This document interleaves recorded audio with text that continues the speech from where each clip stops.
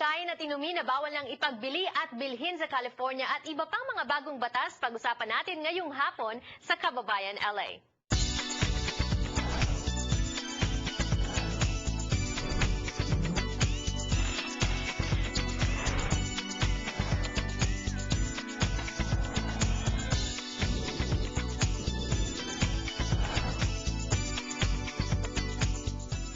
Para po dun sa mga may mga tinatagong sekreto, mga tinatagong junior sa Pilipinas, you know, it happens to the best of us sometimes, an illicit affair, a lapse in judgment that produced, you know, a love child that you want to petition to stay with you here in the U.S. What are you going to do about them? How are you going to do that? We're going to be talking about that this afternoon also with Attorney Richard Lowe sa ating Immigration Corner sa ating American Dream. But before that, ako po si Janelle So, ang inyong kababayan mula sa Los Angeles at ito po ang mga balita.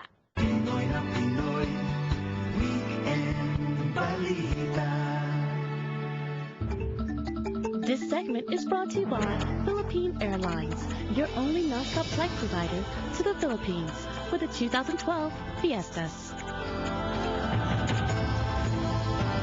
All right, Ronnie, hello and welcome to Kababayan LA. Happy New Year. Si Ronnie Ligo, Editor-in-Chief of Midweek and Weekend Balita, joining us from their Glendale newsroom.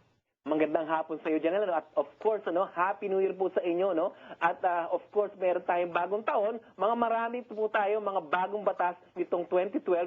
At dito lang po sa California, 700 new laws po are being implemented. In the whole of the United States, 4,000 new laws. All right, and we're trying to help you understand that here on the show. We talked about some last time, Ronnie, kabilang na dito yung mga cough syrup na hindi na maaring bilhin over the counter. We will need prescription for that. But today we'll talk about, you know, laws that will affect families, food and beverages, and our health. Let's first start with family. Children under the age of 8 or weighing less than 60 pounds, kailangan nila ng booster seat sa kotse. Right, oo, no? Kasi alam naman natin marami mga nagdisgrasya mga bata, no? At hindi lang po yan, no? Kung yung pong mga bata niyan, pag sinasabi mo nga, no? Less than, under the age of 8, less than 60 pounds, dapat nasa likod sila, no? Nasa booster seat.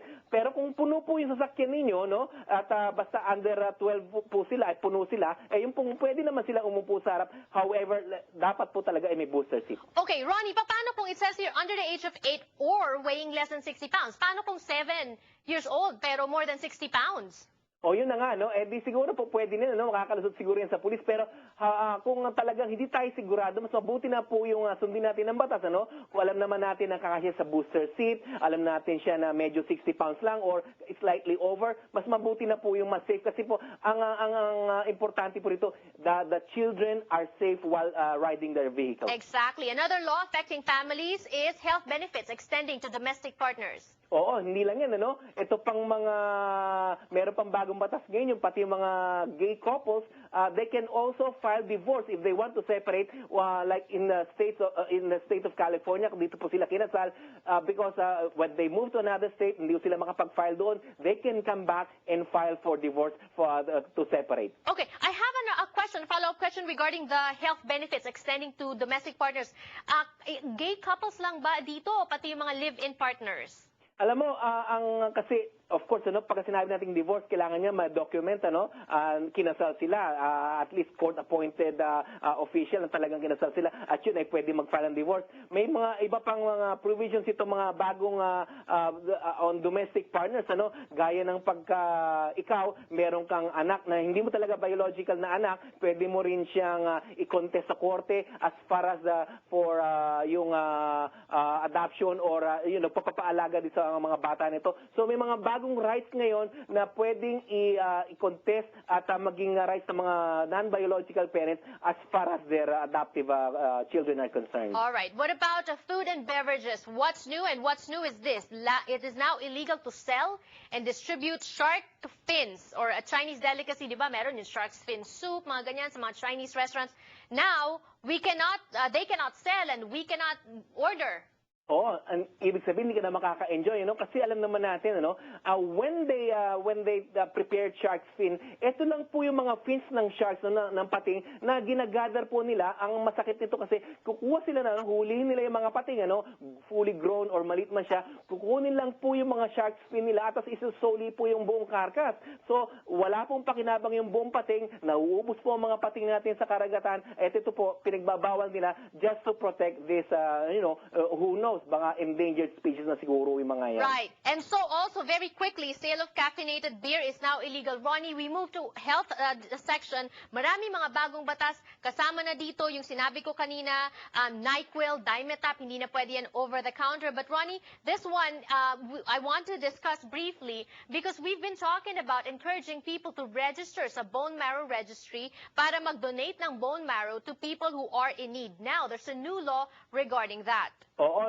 30 business days, you can take 30 business days off, para pagka magdo-donate kayo ng bone marrow. Alam niyo naman, napakasakit niya. At saka, this is very, very precious, especially to those who will get this marrow transplant, At hindi lang po yan, may iba pang batas po, As far as yung mga pregnant women, you can take up to 4 months of disability leave para po sa inyong papanganak. Alright, up to 4 months. Kasi Ronnie, now, ilang buwan lang ba? 3? Alam mo, hindi ko talaga alam, pero as far as these new laws are concerned, you are given up to 4 months. Maalala ko nung pinanganak yung anak ko, si Macy's, one day lang siya sa ospital, tapos mga 1 month lang siya, balik na siya sa trabaho. Ayan. O, sige. Okay, pansamantala natin iwanan yung mga new laws, but where can we find a full lineup of those laws at kailan ba effective yung mga yan? Alam mo, yung iba rito is effective January 1st, 2012.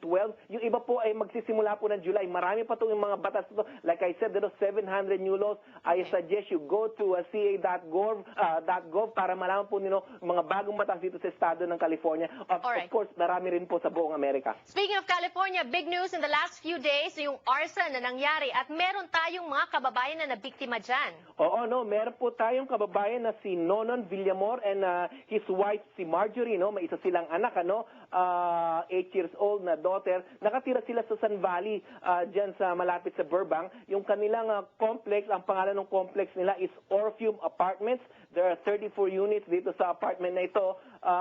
Nasunog po yung carport nila. In fact, sinunog po ito, yun ang suspect po, ang suspicious ng suspicion ng pulis, So meron silang na-arresto diyan, isang German national, mukhang may problema yata yung kanyang mother, mukhang kailangan i-deport. However, ito po si Non, ang nawala po sa kanya ay ang kanyang bagong Explorer 2011, total loss po yan, At isa pong 1996 na Mitsubishi Eclipse na kotse niya, 1990s, nangyari dyan, hindi naman siya fully insured. So, yung kanyang kotse na wala na, pero yung 2011 na Explorer niya, mukhang mabibigay ng insurance yan. Alright, very quickly, Ronnie, we don't have enough time. Are they injured o okay naman silang mag-asawa? Alam mo, noong una may report ako na suffocate siya si Miss kasi this happened 2:15 a.m., December 31st. So, kinagabihan niya, magsa-celebrate tayo ng New Year, Okay. Pero hindi naman, However, because she is pregnant, she's going to give birth by cesarean section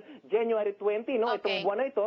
So, medyo delikado kasi nagkakaroon yata siya ng bleeding as far as the placentia is concerned. Plus, of course, this is trauma. But thank you so much for sharing those news items with us today. Ronnie, mas marami pa pong balita midweek at weekend. Also online, www.balita.com. More power to you. Ronnie, Ligo, kahit na po ang mga balita tungkol sa ating komunidad dito sa Amerika, marami sa atin gusto pa rin bumalik sa Pilipinas dahil napakaganda pa rin po ng Pilipinas, lalo na napakaraming fiesta. Panoorin to.